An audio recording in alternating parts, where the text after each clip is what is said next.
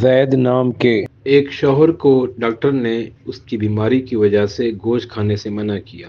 کئی دن بعد اس کی بیوی نے گوشت بنایا تاکہ بچے کھا سکیں۔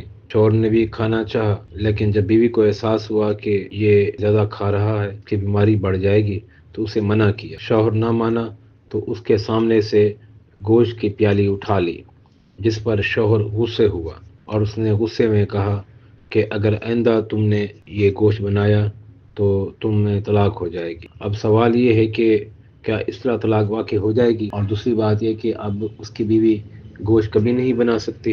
اس زید بے قید نے بہت بڑی غلطی کی ہے، اس کو کہتے ہیں تعلیق طلاق۔ اب اگر وہ بیچاری گوشت بنائے گی تو اس کی چھٹی ہو جائے گی۔ اب اس زید صاحب کو کہیں کہ گوشت کی ہو گئی ہے چھٹی پوری زندگی، اللہ خیر کرے۔ اب یہ آپ کو بنا کر نہیں دے گی، اب باہر سے خرید کر پکوا کر لے آئیے گا، وہ بھی کھا لے گی، آپ بھی کھا لینا۔